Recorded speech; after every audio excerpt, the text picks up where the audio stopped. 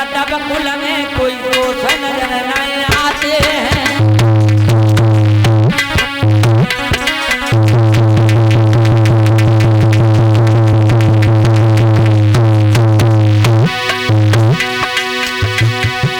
पंडित बोले मेरी बात सुना, यादव वंश से कहते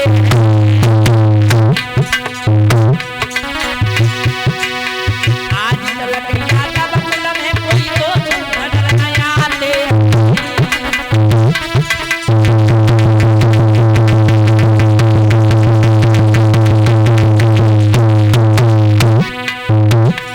सबसे बड़ी आज मैंने पहली बार खासियत है कि यादव वंश में कोई आज तक कोई ऐसा दोष नहीं है।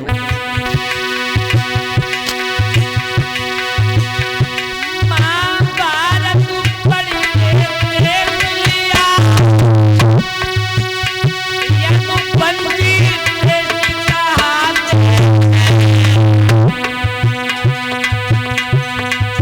यादव वंश तुम्हारा है, जब मुरली वाले आए।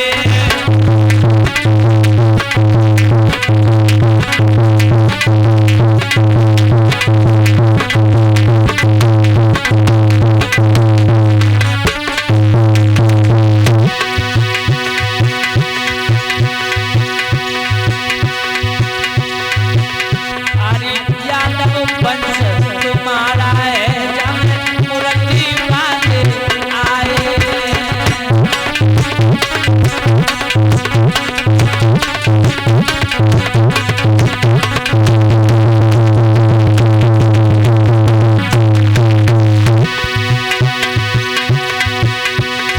भूल गए वो ही उपदेश, वो उपदेश कन्हैया। आप भजन वो जय बोल रहे घोषिया मत।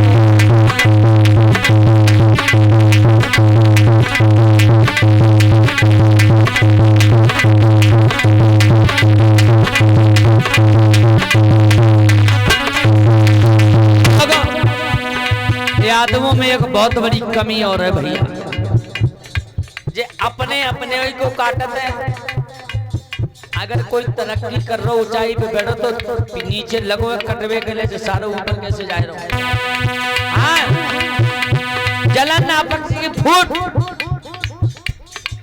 मेरा कहने का ये तात्पर्य है, अभी कुछ नहीं बिगड़ा, अपना इतिहास उठा करके देखो तुम क्या चीज थे, आज क्या से क्या हो गए, इसीलिए पिछड़ रहे हो, एकता नहीं रही तुमने महाराज।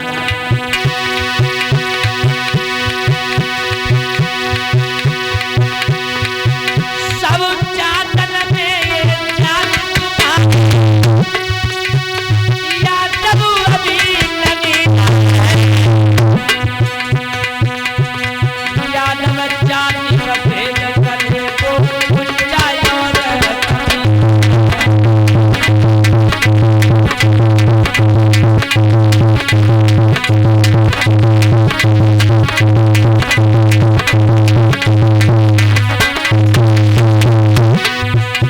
किसी की बुराई नहीं कर रहा हूं, लेकिन अपना इतिहास उठा के देखिए मेरे यादवों भाई, जिसमें भगवान योगीराज कृष्ण का अवतार हुआ, उनके वंशज हो तो हैं। आपस की जलन, आपस की फूट तुम्हें आज पिछाड़ रही है।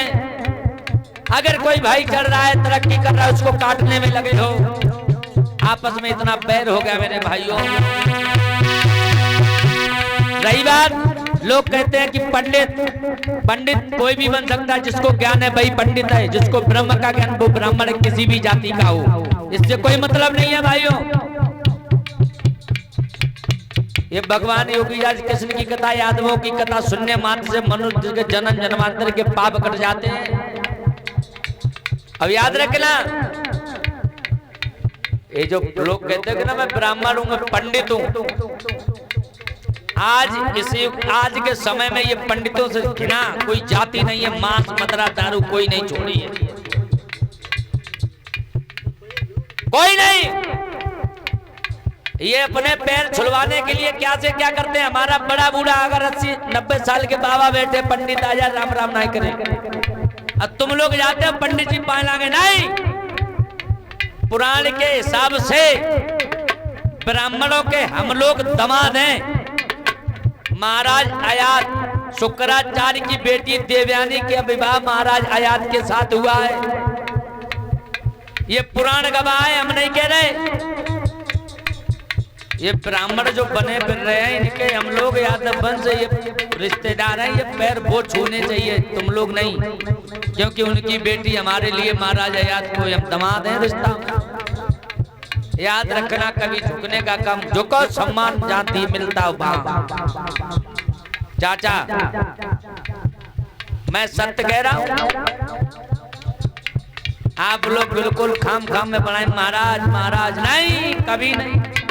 झांक के देखो, इतिहास उठाओ, हम क्या है वो क्या है। ये तो रोजी रोटी भागवत हमने दे दी थी कमाने खाने के लिए इनको, अब वो हमने अपनी ले ली तो इनको जलन होती है। अभी ये दादरपुर वाली घटना हुई थी, तुमने देखा होगा, मैंने 3-4 क्लिपें डाली थी। मेरे पास बहुत सारे फोन आए, बहुत एसपी जौनपुर डीएम का फोन आया कि आप कौन, किस जाति को आप बाहर ब्राह्मणों पर टिप्पणी कर रहे हो। मैंने कहा हकीकत कह रहा हूँ, कोई टिप्पणी नहीं है। बोले जेल चले जाओगे, हमने तुमको सस्पेंड करा देंगे। रिकॉर्डिंग मेरे में भी है। फिर मैंने शिवपाल चाचा से बात की, मेरी बातचीत होती है चाचा से, एक नहीं हजारों रिकॉर्डिंग है। मैंने सारा हाल खबर बताई कि सुबह आ जाओ। मैं लखनऊ पहुंचा, उन्होंने फोन से डीएम साहब को बिल्कुल लड़का दिया, सब मुकदमा खत्म हो गया।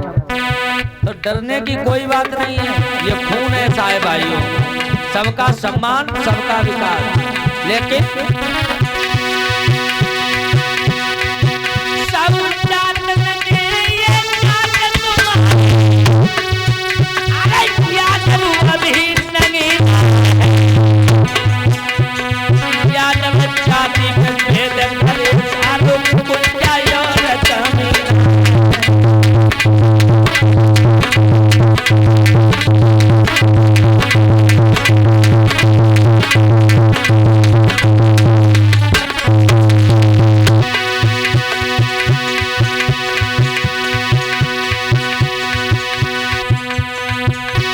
लालू भैया का बेटा आयुष यादव की तरफ से हमारे गले में हार आ रहा है। भगवान कन्हैया लंबी आयु इस बच्चे को, नौकरी लगे, माता पिता को नाम रोशन करे कन्हैया को।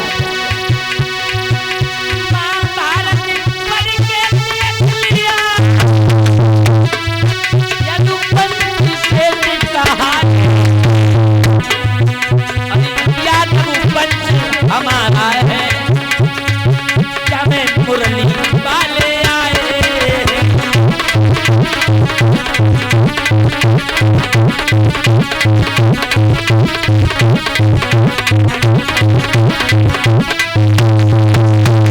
इसलिए भाइयों आपस की जलन, आपस की फूट बंद करो। अब किसी भी जाति का कोई हो जिसको ज्ञान है वो पंडित है, ब्रह्म का ज्ञान है वो ब्राह्मण है। किसी ये मतलब नहीं जाति पाति से, कथा कोई भी कर सकता है, पंडित कोई भी बन सकता है।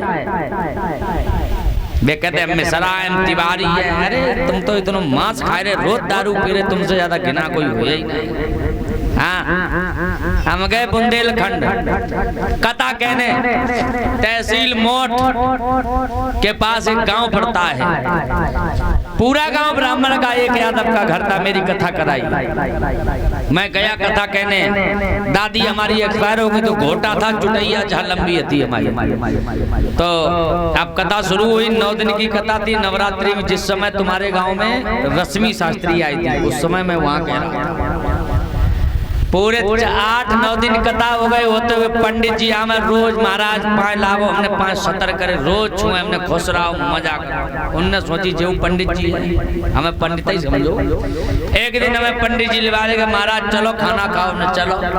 उनने मार भोजन वोजन बनवाओ, हमने खूब खाओ। फिर उनने छेना मंगाए। फिर वे बुराई करने लगे जबकि महाराज जी एक बात कहा है, हमने बोलो जबकि एक यादव घर है जो तुम्हारी कथा कर रहे हो, सब हर की बिरादरी है। हमने कह रहे जबकि सोच देखो। पर मैंने धीरे धीरे जाके महाराज जब बता तुम हर के कौन से मिश्रा हो, तिवारी हो।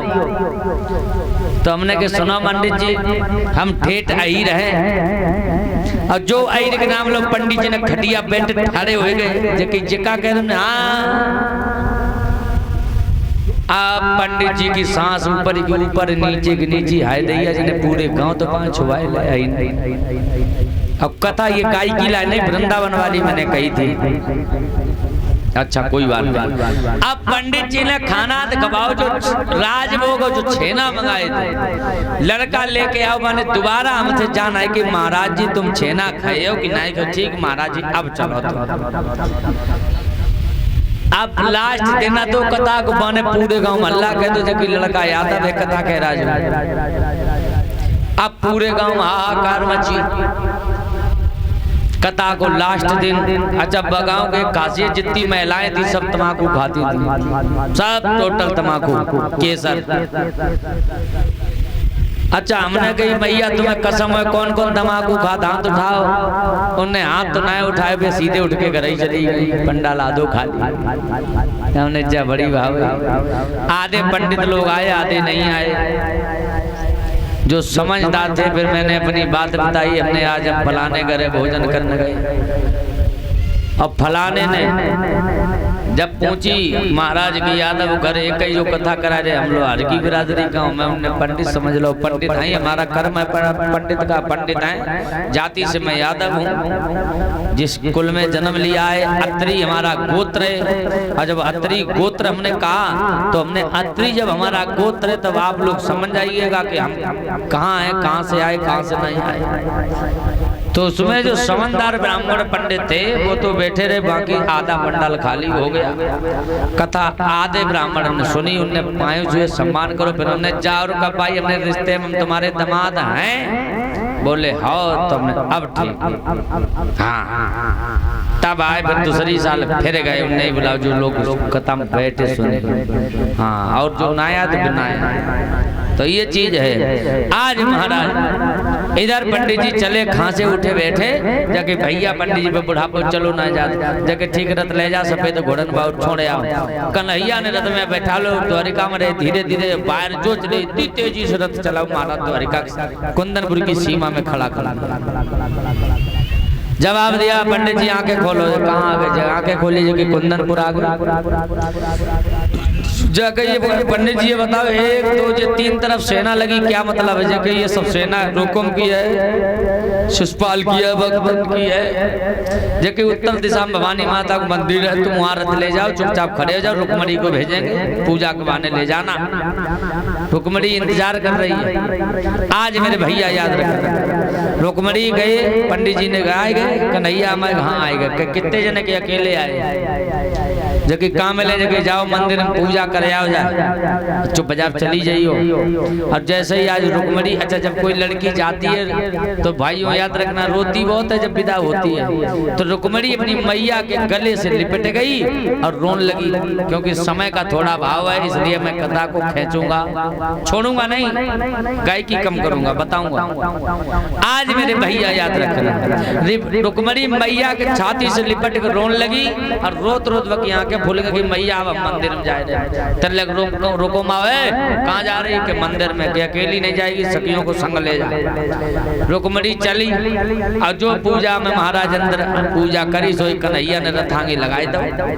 एक लड़की आई वहां उठी जब पूजा करके और रुक्मणी खुशी की ठिकाना नहीं, पेट में लड़ुआ फूल कितनी जल्दी जाए। हाँ ये हटाए। अब अब्बा में सबरी एक ही जैसी बाने एक लड़की ने तुम कहाँ रहते हो? कि हमारी जगह रहते हैं। लगता है पागल है, रथ को हटाओ। अब कन्हैया चक्कर पर जब है कौन सी रुक्मणी? रुक्मणी तेज थी जिसमें कंगन बना था, वही कलाई उठा दे। ये क्या है तुम्हारी कमर में? कि बंसी क्या होता है? कि बजाई जाती, कि बजाओ। कि हमने बजाई बसुरिया, चारों तरफ लगे दुश्मन टोटने बसुरिया। कलाई बढ़ाई, भगवान कन्हैया ने कलाई पकड़ी, झटका मारो, रथ में बैठा ले चल रहे तो बिटरिया बात ठाड़ी में और घरे गिरी धड़ाम से। तल्ले रुकमणी का सुना